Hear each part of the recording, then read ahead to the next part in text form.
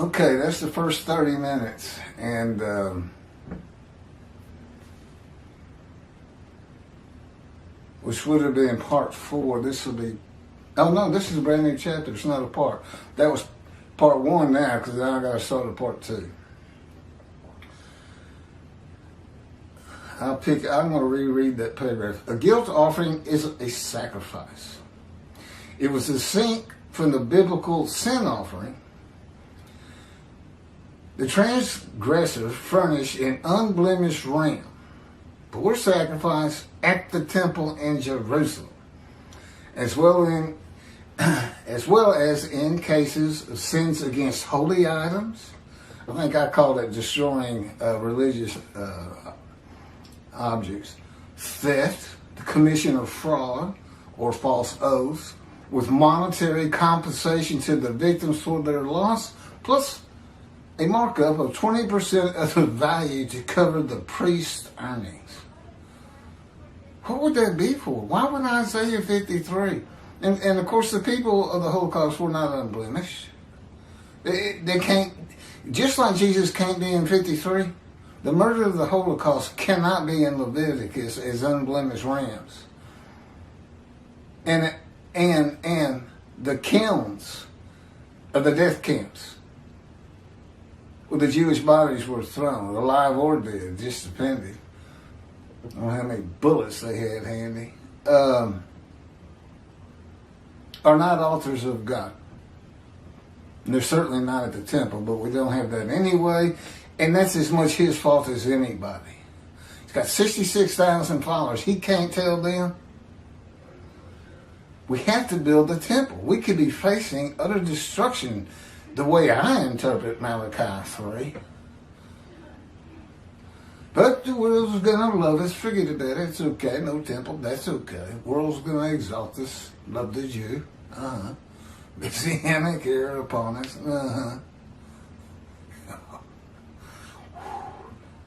Be sure he watches this with somebody out there. Not all of them where I mentioned him. A lot of people have looked at him. Literally thousands have seen his 53:10 and my commentary on it. The Jewish people murdered in the Holocaust had not made any intentional transgressions against Hitler, who I presume offered them, and did not make monetary compensation to Hitler if they did. It is the people Israel that makes themselves an offering for guilt in Rabbi Singer analysis, though he seems to be saying Hitler made a guilt offering to God of blemished rams who are the Jewish people. Remember, he said as his portion, he got the lampshades with the skins of Jews. No, the portion is the many made righteous in the first 6 verses that grows into a multitude. If the people Israel are the righteous servant, how are they also the animal to be sacrificed as a guilt offering? I mean, literally, nothing about his commentary makes any sense at all. Seems like a reasonably intelligent man. Acts like he knows everything. And to me, he's about this big. Prophet of God. Rabbi Singer. Rabbis in general. And it's just, it's night and day different. I was taught by God. So, and it's his book. And he dictated that book to me. He's very familiar with it. Everything in it. Every word, in fact. Absolute knowledge, absolute power, and he is his creation. Definition of God from him. I can attest to that power. Rabbi Singer says, the guilt offering is a fire offering in which all the parts are to go up in smoke, and the high belongs to the one making the offering. I mentioned before that during the Holocaust, Hitler not only burned Jews in the ovens of Auschwitz, but he also used their skin as lampshades and their hair as stuffing for pillows. He sacrificed these people on the altars of ovens and kept their hides as his portion. If you're going to use Leviticus, Mr. Singer, you ought to at least try to abide by its words. Adding to and taking from. This is God's book. He wrote the entirety of it. You think he likes it? You think there's a reason he told you not to tamper with it? It's because of this kind of garbage that can possibly come out. And garbage it is.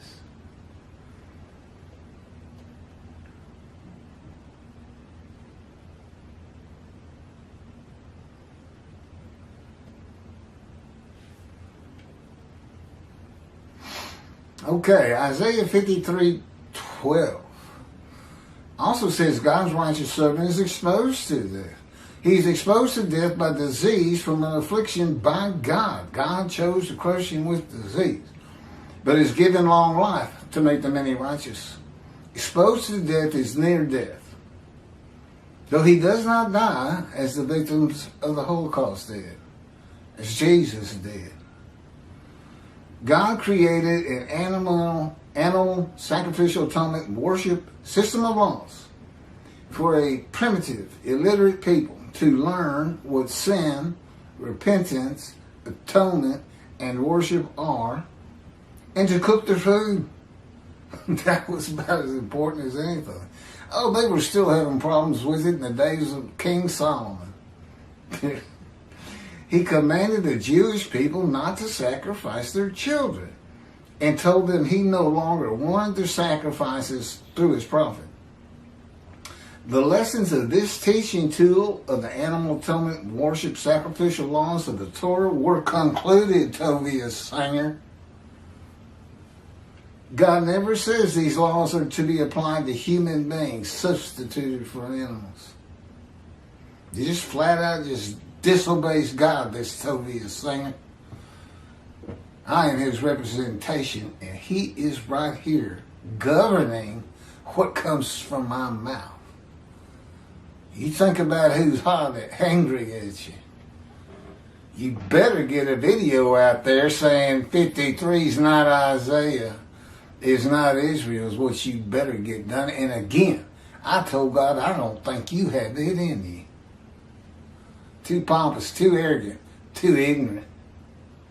A rabbi.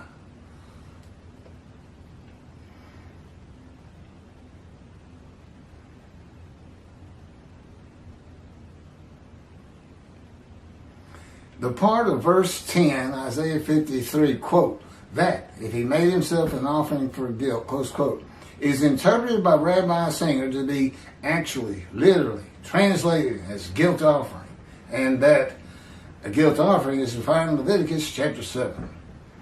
The translation of the Hebrew Bible by the Jewish Publication Society was select academic professors, linguistic professionals, for the task who spent 30 years of their lives creating a completely new English translation, not one that went to Greek, not one that was tampered, tried to be fixed up to make the Hebrew to English better.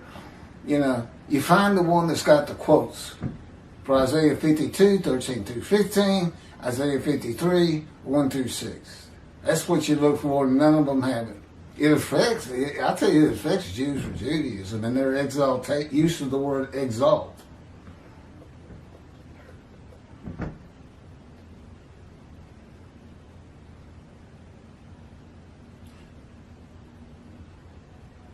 Okay.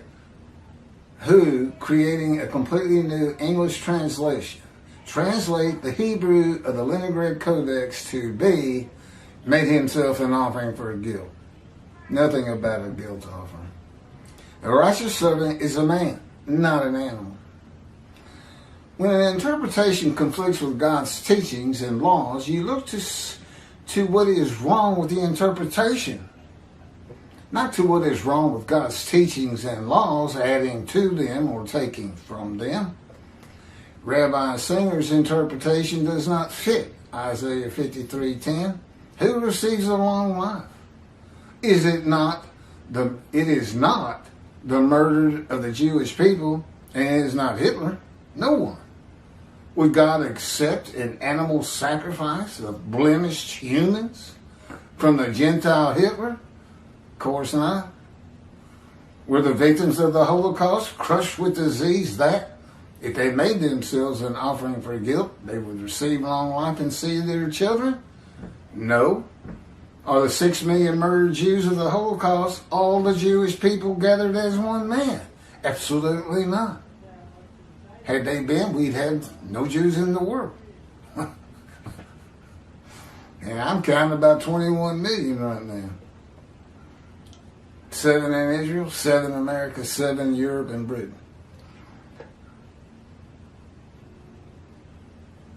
Are the 6 million murdered Jews of the Holocaust all the Jewish people gathered as one man? No. Did God murder 6 million Jews? No. Have the Jewish people as one man made the many and a multitude righteous? The 6 million murdered in the Holocaust did not. Again, I don't know if Hitler's the righteous servant or what he's saying is it's Israel. So all these guilt offerings that don't, it's not one man.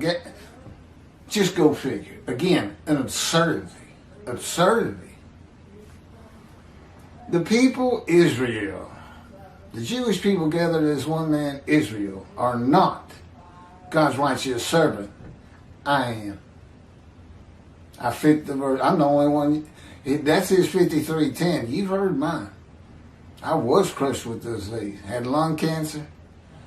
Maybe untreatable. Stage 4. Maybe a month to live. Never seen a doctor since, except for some x-rays. Here recently. But given long life, 22 years ago when the planes hit New York. Now that's how you describe 53, you comment on 53:10. Okay, that's it for part 2 of chapter 23. I'll be picking up with Jews for Judaism, basically. This is the righteous servant Moshe versus Israel in Isaiah 53, parentheses, exaltation, close parentheses.